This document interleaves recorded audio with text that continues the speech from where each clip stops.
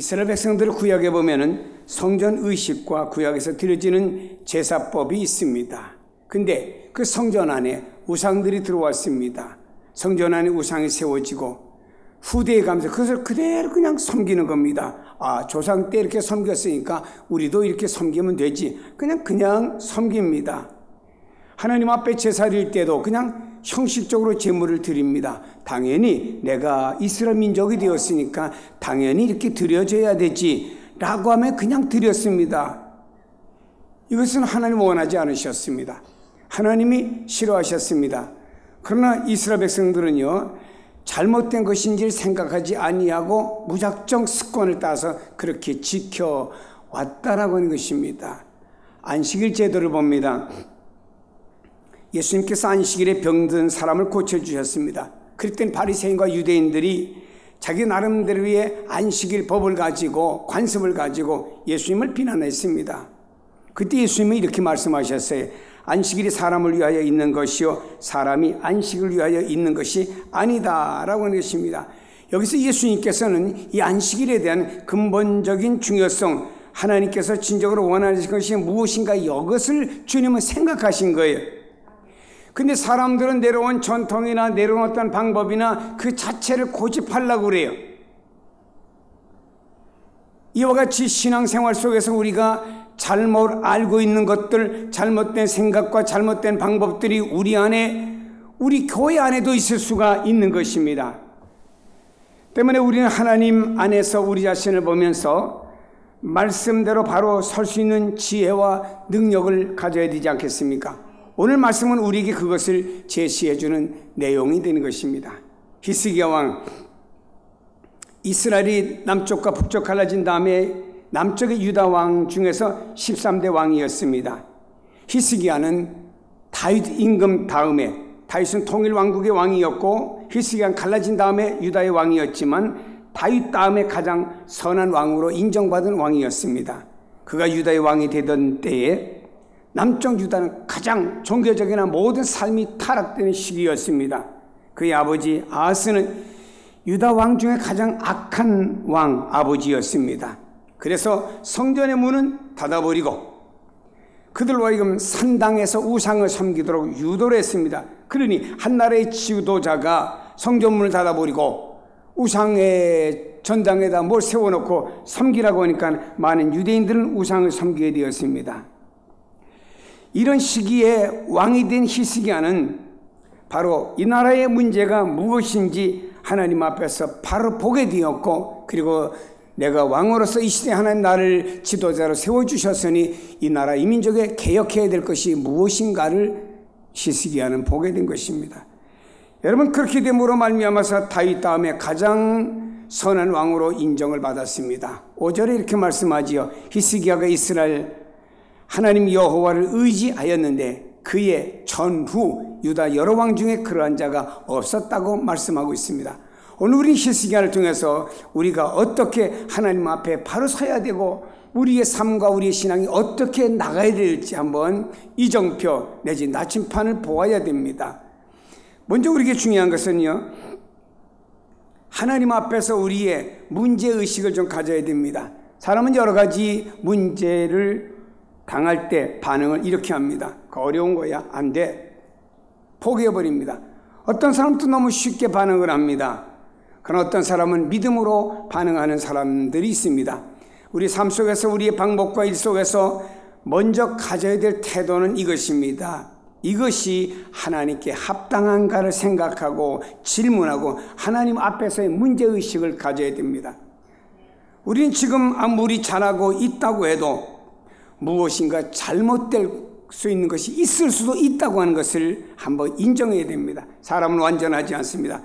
부분적으로 잘못된 것들이 있고 과거에 출발은 좋았는데 이제 와서 변질된 것도 있을 수가 있고 변화하지 않음으로 해서 고여있는 썩은 물과 같은 우리의 모습도 있을 수가 있습니다. 때문에 우리는 변화하기 위해서 노력을 해야 됩니다. 히스기야는 바로 이것을 생각한 것입니다.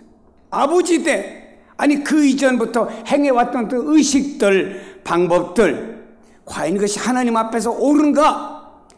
왕이 되면서 이것이 과연 하나님 앞에서 옳은가? 왕이 되었다고 좋아하고 기뻐한 것이 아니고 이제 우리나라 우리 민족이 과거에 살았던 모든 것들이 하나님 앞에 옳은가라고 하는 것을 먼저 문제를 스스로 제기했다라고 하는 것입니다.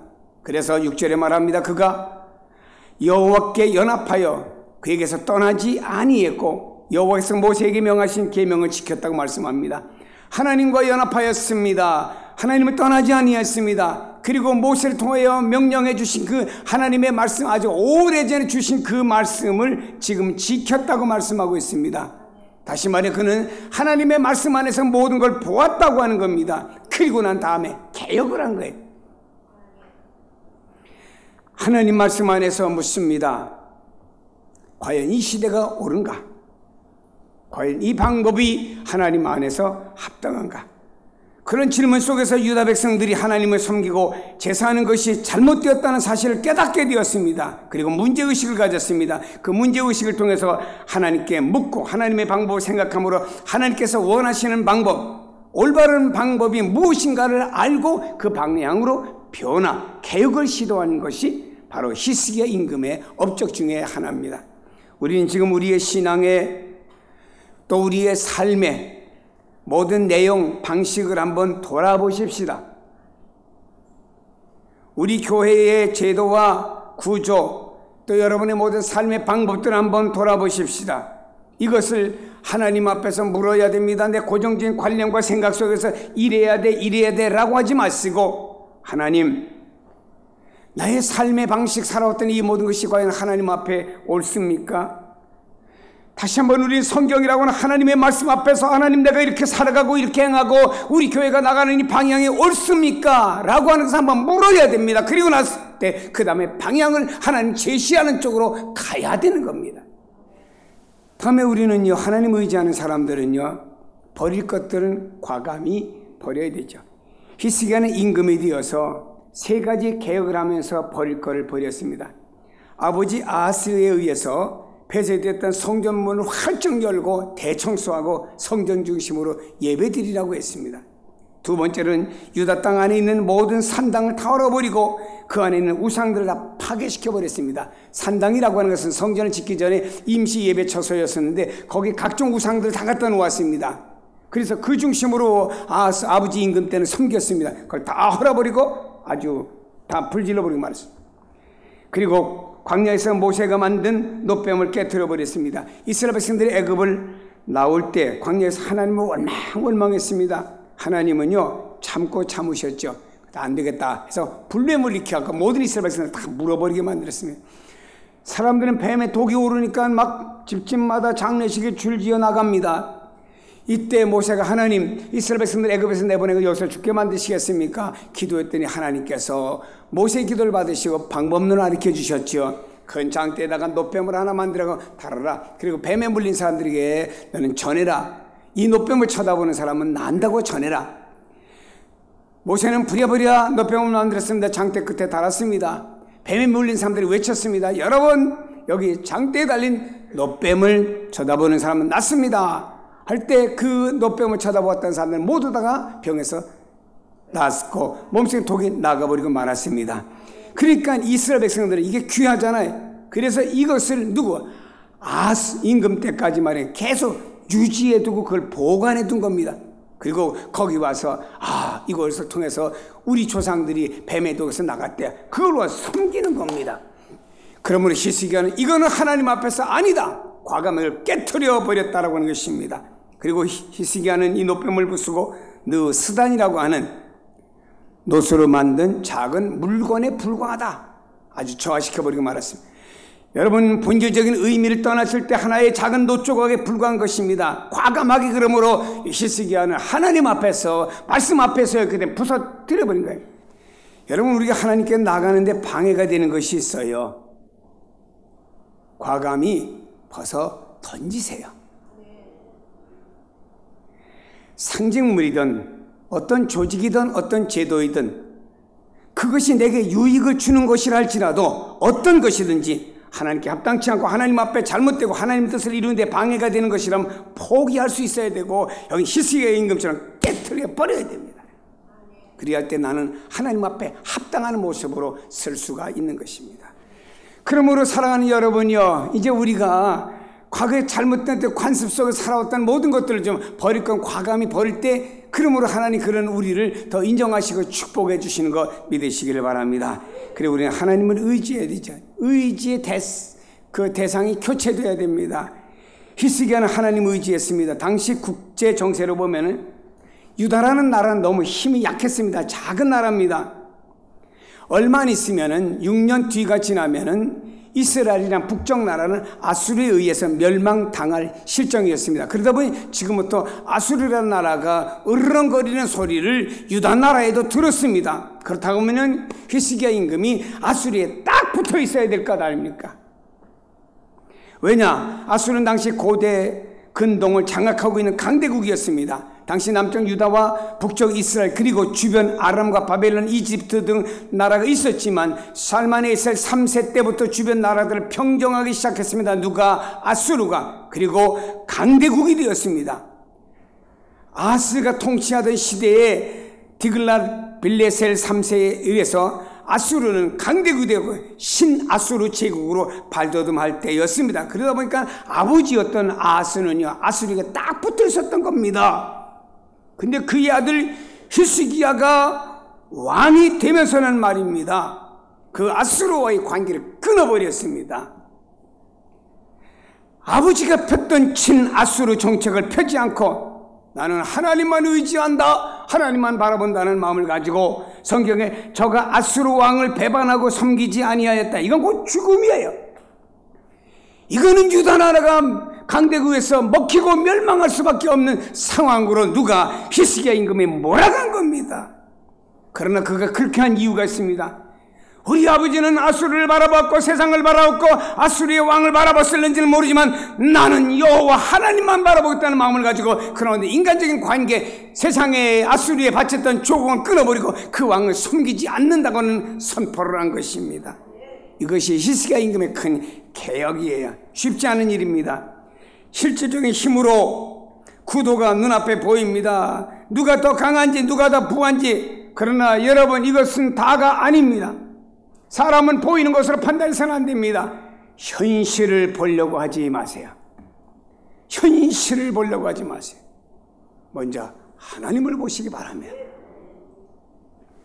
우리가 의지해야 될 대상은 야곱의 하나님이십니다. 그래서 이스라엘 백성들 하나님 앞에 기도할 때 아브라함이 섬겼던 하나님, 이삭이 섬겼던, 야곱이 섬겼던 하나님, 그래서 아브라함, 이삭, 야곱이라고 부르고 있지 않습니까?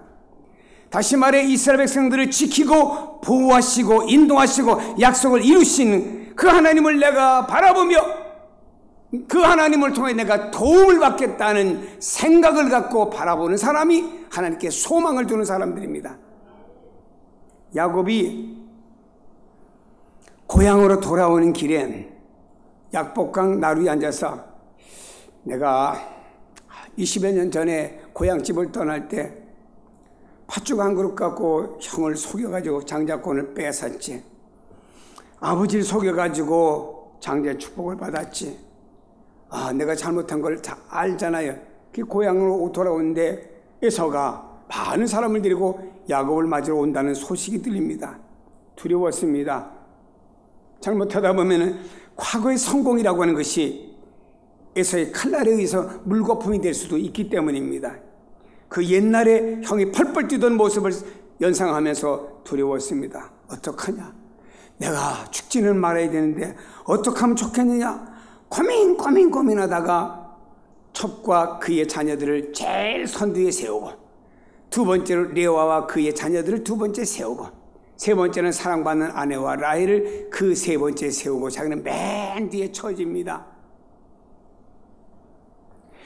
형에게 제물로 먹이고, 자식들을 보면은 그렇게 야곱이 객지에 가서 자녀도 낳았는데 얘네들 봐서 참자 할 수도 있기 때문에 그렇게 자녀들과 가족을 먼저 보낸 겁니다. 이건 솔직히 말해서 야곱의 간계고, 잘못하면 그 앞에선 가족을 방패막이를 쓰겠다는 생각인 거예요.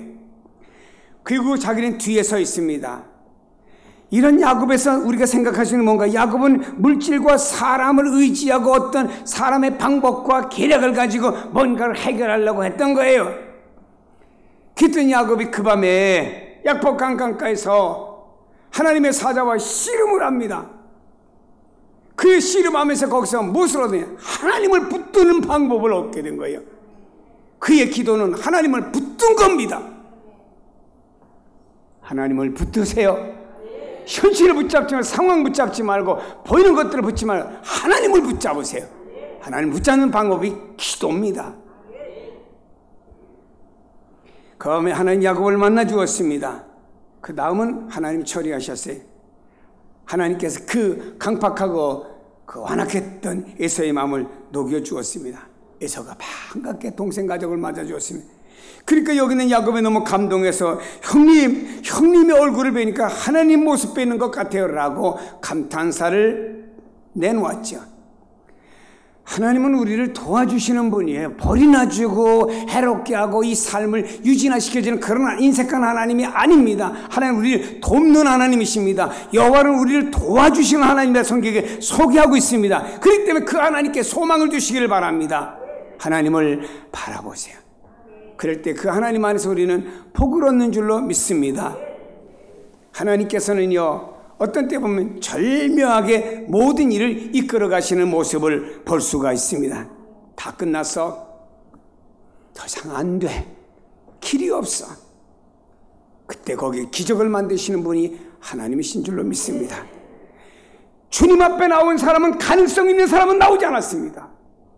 불치의 병자입니다. 언제 죽을는지 알 수 없습니다. 심지어는 죽은 장래 행렬이었습니다. 그러나 주님께서는 그들에게 놀라운 일을 행하셨고 기적을 행하시면서 바로 하나님이 함께하는 곳엔 역사가 일어난다고 하는 소망과 희망을 저들에게 보여주었고 그곳에 역사가 일어나는 것입니다. 다윗의 고백을 들어보세요. 나 영혼아 잠잠히 하나님만 바라라. 나의 소망이 그로부터 나오는도다. 오직 그만이 나의 반석이고 나의 구원이시고 나의 요새이시니 내가 흔들리지 아니하리로다. 하나님만 바라보고 하나님만 소망 두는 여러분 되시길 주의 이름으로 축복합니다. 여러분, 하나님 의지한다고 하는 것은요, 기다림입니다. 기다림은 기대와 희망을 말하는 것입니다. 믿음의 사람은 기다림, 내 희망을 하나님께 건다고 하는 거예요. 기다리는 게 뭔가요? 내 희망을 하나님께 건다는 거예요. 하나님께서 아브라함에게 말씀했습니다. 75세 때 아들 주겠다고. 아브라함은 믿습니다. 1년, 2년, 3년, 10년, 20년 지나도 변화가 없습니다. 부인에게. 그러니까 그는 인간적인 방법으로 아들을 양자 삼는다. 또 뭐 이렇게 하가를 통해서 아들을 낳는다. 뭐 이런 어떤 실수를 범하게 됐죠.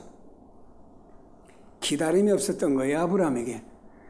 그러나 하나님께서는 25년 지난 100살에 가서 아마도 75세에 아마도 그이가 80세에 났으면 아직까지 남자가 어떤 힘이 있으니까 낫지 이렇게 생각했을는지도 모릅니다. 100세 가니까 모든 게 다 인간적인 기능이 끝난 다음에 하나님 주심으로 이것은 하나님이 전적으로 준 거지 너 인간의 부부가 되었기 때문에 주는 것이 아니다는 건 느낄 그 나이에 하나님 주신 겁니다. 거기까지 아브라함 뭐지? 기다림이 있어야죠. 기다림입니다. 기다림입니다. 아무리 사태가 어렵고 힘들어도 어떤 징조가 보이지 않아도 하나님께 희망을 가지고 살아가야 됩니다. 엘리야는 믿음의 사람입니다. 하나님 땅에 비를 주세요라고 하면서 한 번, 두 번 기도해도 지중에 아무런 변화가 없어요. 그래도 끝까지 기다리면서 7번 기도한 결과 지중해 손바닥만 구름의 응답의 역사가 일어나게 된 것이죠. 희망을 가진다고는 하나님을 앙망하는 것입니다. 하나님께 희망을 가진 사람은 하나님을 앙망하게 됩니다. 앙망한다는 말은 하나님께 희망을 준다는 말입니다. 이사야 40장에 오직 여호와를 앙망하는 자는 새 힘을 얻으리니 독수리 날개치며 올라감 같을 것이요 다른 박질라도 곤비치 아니하게 걸어가도 피곤치 아니하리로다. 그렇습니다. 앙망한다는 말은 바로 기다린다는 뜻이에요. 영어 성경에 앙망한다, 하나님을 기다리라 이런 말입니다. NIV 성경에도 보니까는 여기 앙망한다는 말은 하나님께 희망을 둔 사람이라는 말이에요. 앙망한다, 기다린다고 하는 것은 하나님께 희망을 둔 사람이에요. 하나님께 희망을 둔 사람은 기다립니다. 하나님께 희망을 둔 사람은 기다릴 수가 있어요. 사랑하는 여러분이 우리가 주님의 오심도요 기다림의 재림의 신앙을 가지고 있습니다. 이 사람들은 그날과 그 시를 모르지만 어떻게 하고 살지요? 기다리잖아요. 여러분, 여호와를 앙망하는 사람은요, 기다리는 믿음을 갖게 됩니다. 기다립시다. 기다립시다. 기다립시다. 하나님보다 앞서가지 맙시다. 아스라고 하는 임금은요, 히스기야의 아버지는 열강을 의지하는 정책을 펴보았지요. 그러나 나라는 더 피폐해지고 약해졌습니다. 물리적인 인간적인 힘을 의지하면 할수록 더 의존적인 존재가 됩니다. 의존적인 존재가 되는 것은 중독이 되면 결국에 망하고 말죠. 마약하는 사람들이 왜 마약합니까? 현실에 대한 공허감, 두려움을 회피하기 위해서, 아니 더 좋은 것을 느껴보기 위해서 마약을 합니다. 마약을 의지하면요, 왠지 기분이 좋습니다. 왠지 용기가 솟아납니다. 그러나 약물이 떨어지게 되면 처음보다 더 불안하고 두렵고 육체적인 고통까지 오게 됩니다. 잘못된 의존의 결과가 이렇습니다. 그러나 하나님을 의지할 때는 하나님 능력이 되고 하나님 역사가 일어나는 줄로 믿습니다. 여러분, 깨닫는 것이 은혜인 줄로 믿으시면 아멘. 여러분, 우리가 부족함과 모자람이 없다고 해도 깨달으십시다. 우리는 하나님 앞에 바로 서고 온전한 삶을 살기 위해서 좀 고민하십시다. 지금 내 신앙에 문제가 있는지 없는지, 내 신앙에 문제가 있는지 없는지, 5층 내 신앙에 문제가 있는지 없는지 한번 우리 돌아봐야 됩니다. 그리고 우리의 잘못된 것이 있으면 과감히 벗어버려야 됩니다. 하나님 앞에 나가는 데 장애가 되는 것이 있으면 과감히 포기해 버려야 됩니다. 그리고 하나님만 의지하세요. 현실을 보지 마세요. 현실은 안 된다고 말하지 마세요. 어렵다고 말하지 마세요. 사람과 물질 보이는 거 의지하지 말고 하나님만 바라보고 의지하세요. 거기에 능력 있고 축복 있고 함께 하시고 역사가 일어나고 생명이 있습니다. 7절에 말하잖아요. 여호와께서 그와 함께 하심에, 히스기야와 함께 하심에 그가 어디로 가든지 형통한 자가 되었다. 이런 히스기야와 하나님이 함께 했습니다. 사랑하는 성도 여러분이요, 하나님을 바라보는 성도가 다 되길 주의 이름으로 축복합니다. 하나님을 바라보시길 바라며 때 따라 부분 따라가 아닙니다. 우리 어떤 상황 속에서 하나님을 바라보며 나가는 성도가 될 때 여러분과 우리 교회와 우리나라 민족의 미래를 인도하십니다. 여러분, 우리나라는 지금 여러 가지로 어려움 속에 있어요. 경제 어려움, 질병의 어려움, 정치적인 어려움, 다 어려움 가운데 있습니다. 그 결과 서민들은 세상 살아가는데 더 삶에 대한 체온의 온도가 더 낮아짐을 느끼게 됩니다. 정부에서는 안 되겠으니까 금리는 또 내린다고 하죠.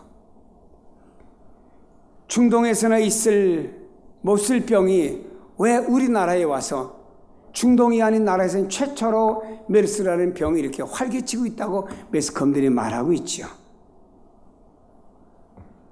내가 옳으냐 내가 옳으냐가 중요한 것이 아닙니다. 다 우리 대한민국은 하나님 의지해야 됩니다. 일본에 36년 동안 우리나라가요 어려움 당하다 해방된 것도 하나님의 은혜입니다. 왠지 아십니까? 8월 15일 지난 8월 18일에는요 전국에 있는 교회들을 다 불지르고 전국에 있는 목사와 교인들을 다 죽이기 위한 날짜로 정했던 날인데 하나님이 3일 전에 끝내버리고 말았잖아요.